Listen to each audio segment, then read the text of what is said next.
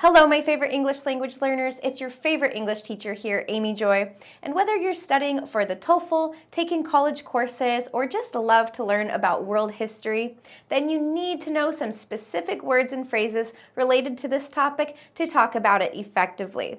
So in this video, I'm going to teach you 15 useful words related to world history and world leaders so you can sound more like a native English speaker when discussing these interesting topics. So let's get started. Okay, our first word is to rule as a verb and ruler as a noun. To rule means to lead or control a country, and a ruler is the leader of a country. Let's look at some sentences. The king ruled the kingdom for 20 years and then passed the crown to his son.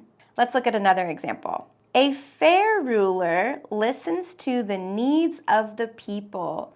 A fair, a good, a just ruler listens to the needs of the people. And our third sentence, Adolf Hitler is known as one of the world's most evil rulers. Adolf Hitler was an evil ruler, an evil ruler. Okay, and our second word, monarch and monarchy.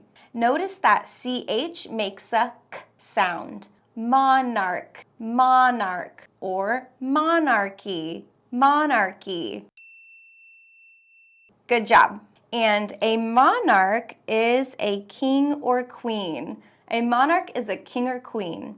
And a monarchy is a type of government where a country is ruled by a king or queen. So a monarch is the person, and a monarchy is the system or the type of government. Let's look at some sentences. The monarch lives in a large palace with many servants. The monarch, or the king or queen, lives in a large palace with many servants. Or the monarchy has been in power for centuries. This type of government has been in power for a long time. And today, King Charles III is the current monarch of the United Kingdom. So King Charles is the king. He is the monarch of the United Kingdom.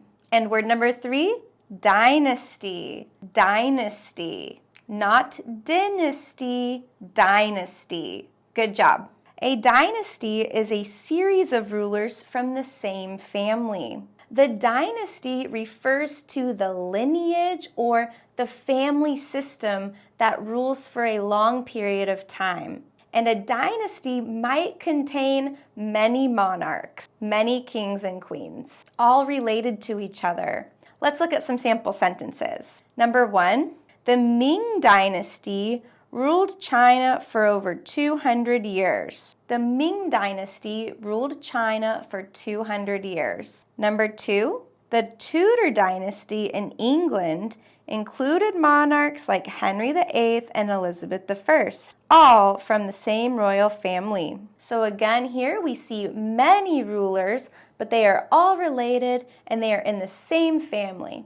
And sentence 3, China is famous for its dynasties, including the Qing Dynasty, which ruled from 1644 to 1912. Notice in the plural form, we change dynasty into dynasties with an IES. And word number 4, empire, empire. And the person is an emperor. That word can be kind of tricky to pronounce. Emperor, emperor.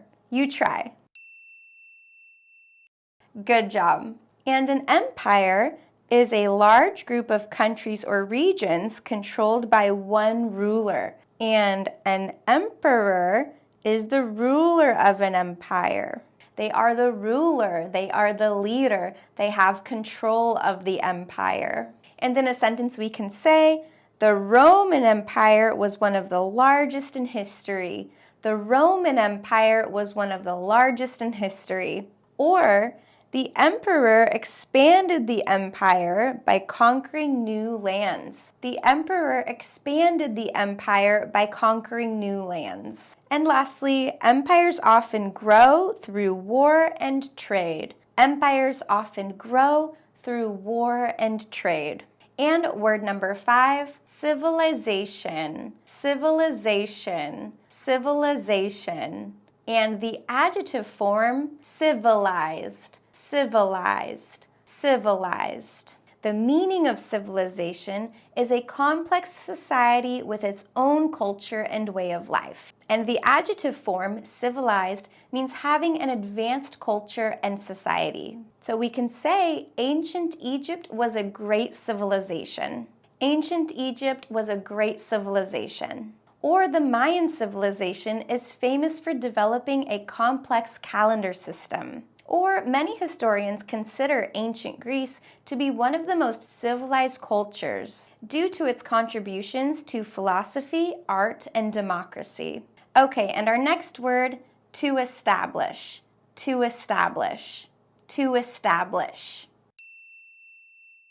This is a verb and it means to set up or create something that will last a long time. For example, the company was established in 1990.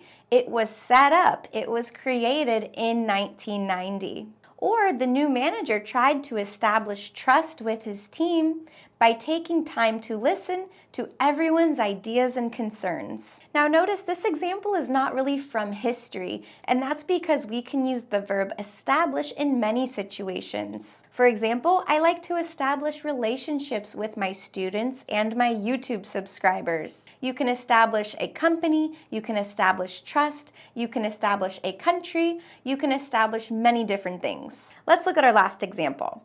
The treaty was signed to establish borders between the two neighboring countries. So here we are establishing a border or a line that divides two different countries. Next, we have the verb to found, to found. Now notice here the verb itself is to found, which sounds exactly the same as the past tense of the verb to find.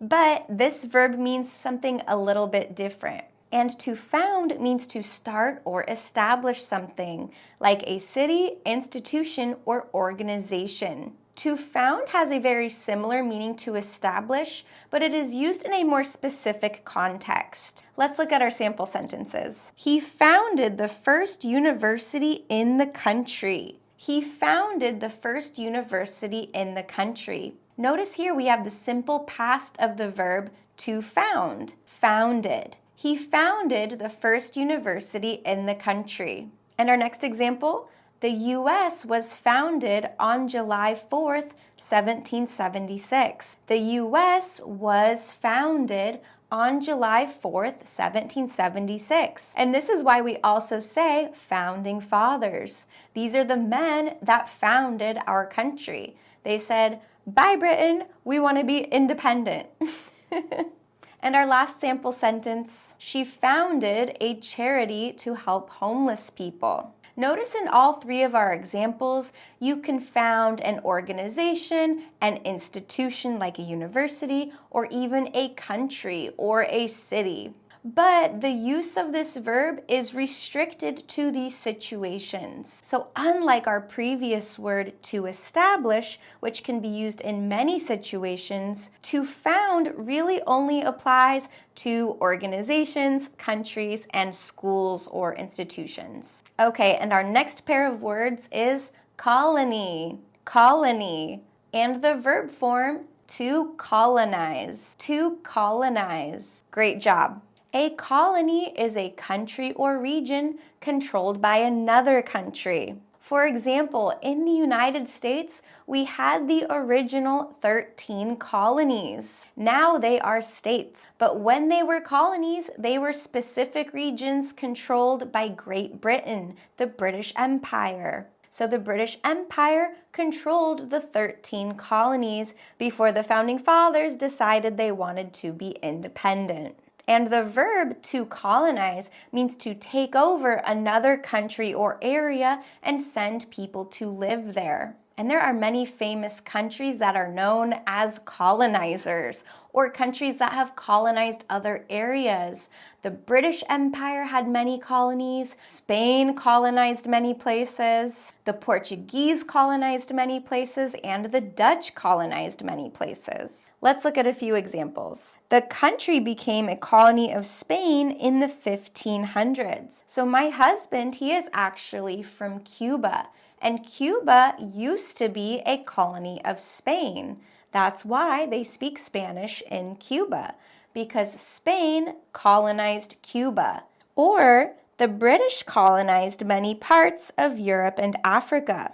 The British colonized many parts of Europe and Africa. Makes sense, right? And our next example, colonies often had to follow the laws of the ruling country. Colonies often had to follow the laws of the ruling country. And our next example, the 13 original colonies of the United States were originally under British rule. Just like I mentioned, the 13 original colonies were originally under British rule. Let me know in the comments, was your country ever colonized by a more powerful country like the British, the Spanish, the Portuguese, or the French? And how do you feel about that country nowadays? I'd love to know.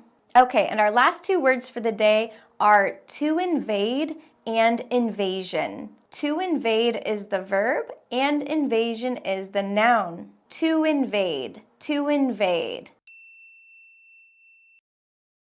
Good. Invasion, invasion.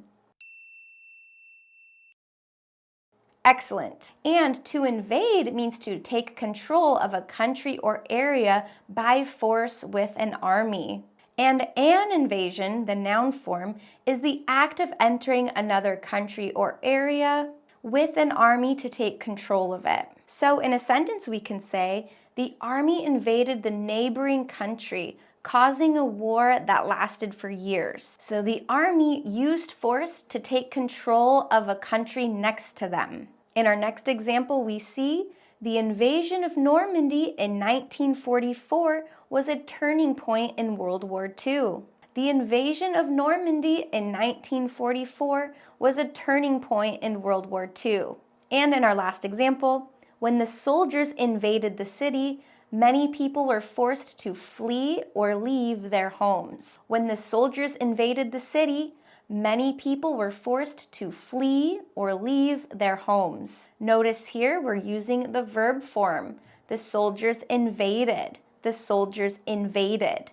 They invaded. Okay, well there you have it, 15 advanced words to talk about history and world leaders. I hope this helps you on your next TOEFL exam or your next history essay. Thank you so much for watching this video. I hope you learned something new. If you did, make sure you smash that like button and subscribe to my channel so you can keep expanding your English vocabulary with me. I'll see you next time. Bye!